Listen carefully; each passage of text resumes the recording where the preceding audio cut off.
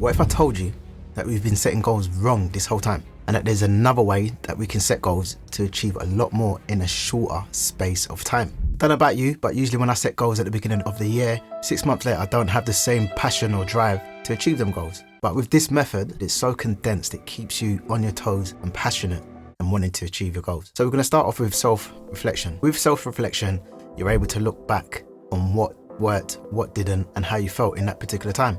Don't worry if you haven't got no notes from before, you haven't got a journal, but I will suggest that you do make it a habit moving forward. Get yourself a nice journal from somewhere like WH Smith's or Amazon. That way you can write down weekly or every day what's worked, what didn't, how you felt. Now let's talk about goals, but not just any goals.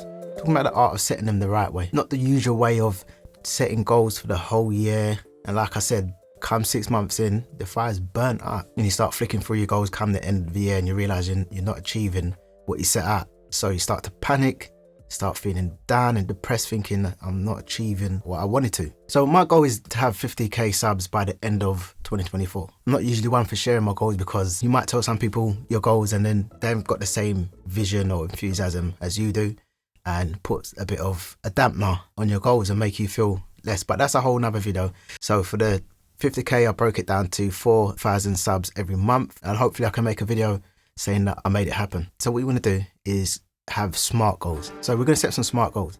They need to be specific, measurable, achievable, relevant, and time-bound, which leads me on to the 12-week year process. So the 12-week year is not a typical annual plan. It's a condensed, focused sprint that will have you achieving more than you thought was possible. So grab pen, paper, your notes in your phone, because we're about to make a roadmap to your success. So what are your goals? Could be career, could be growth, could be health, money, lifestyle, business, travel. Write them down or create a vision board. It's important to write them down because if you don't have a plan, then how do you know what you're trying to achieve? Where you going? It's like jumping in a parked car and nowhere to go. You haven't put a destination in the sat nav, so you just sat there doing nothing. So it's important to write down your goals. So with actionable and time-bound goals, so actionable and time-bound need to be joined together because they need to be achievable, and they need to be achievable within a specific amount of time, the time that you set yourself. With your goals, you want to break them down into different parts, different sections, tasks that you're going to do to get towards that goal. And with those 4 or 5 different segments and parts to get to that one goal, break those segments down again. This will lead to the big payoff. I like to write my goals down. To let you in on a little secret, I don't really know how to use Notion. I do just a bit, and I'm still learning. I've got a few templates and stuff, and I've got a 12-week year template. I'm still trying to get my head around, so that's one of my goals for this year, to really get my head around how to use Notion. So setting goals is one thing, but you need to make sure that you're checking in on your goals regularly. And that's the secret sauce to the process. Are you doing the small things to lead to the goal? So staying on track is where the magic happens. We've all been there. Distractions, procrastination. So let's talk about how we're going to get past these obstacles. So when I'm here in the studio and I'm working on stuff, what I like to do is put my phone on silent and flip it over so I don't get distracted by the little notifications that popping up like a gift, distracting me, taking me out my flow state. Once you're in that flow state, it's kind of hard to get back in there once you've been distracted. So for me, turning my phone on silent, flipping it over, and that just allows me to just get on with what I'm doing. So part of this method is to have an accountability partner. It's not just someone who's there to just check in on you. It's about mutual support and growth. Who's going to be your accountability partner? Find someone who isn't just a yes person. They're going to hold you accountable and make sure that you are doing the things that you said you're going to do. So that way you can share your progress regularly and also celebrate your small wins. And also you should hold yourself accountable. The type of person I am, I know if I'm not doing enough. I know if I'm not doing enough, and you probably know as well if you're not doing enough. And if you want to achieve your goals in the next 3 months, then you're going to need to do that. So now you've got your goals, you're checking them regularly, you're staying on track, you've got an accountability partner. How do you stay motivated? Because it's going to happen at some point. The fire starts to dwindle, you start to lack enthusiasm, you might even feel a bit of burnout, and you got to be careful of burnout. When it starts to get a bit tough, I've got a little tip for you that will help you to push through these tough times, and that's by having a why. What's the deep emotional reason for your goals? It's not just about what you want to achieve, it's about what matters to you the most. Your why is the fuel that's going to keep your fire burning. So if you've got a journal, or you've got your notes, or you're pen and paper, which you should have, just write down your why.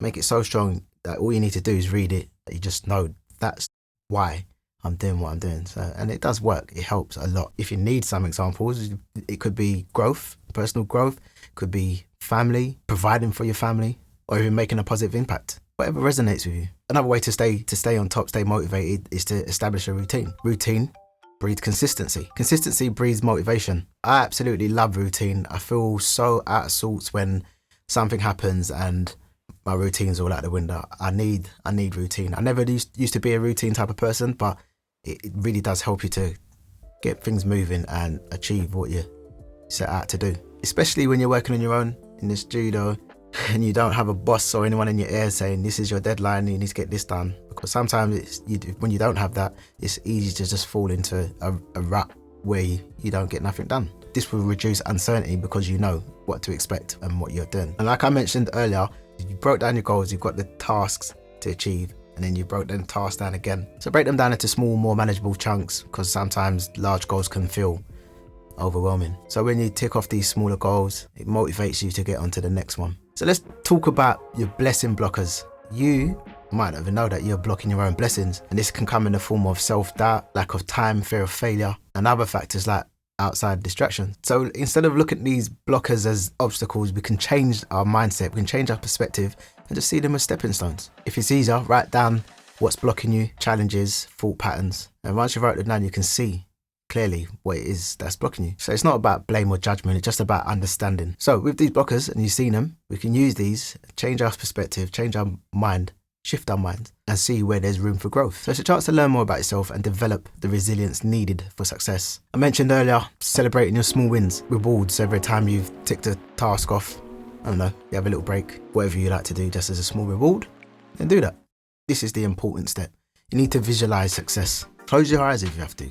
Imagine yourself achieving your goals. How does it feel to achieve those goals? How would you act? How would you talk? What would you be doing daily? What are the things you'd be doing with your family, with your friends?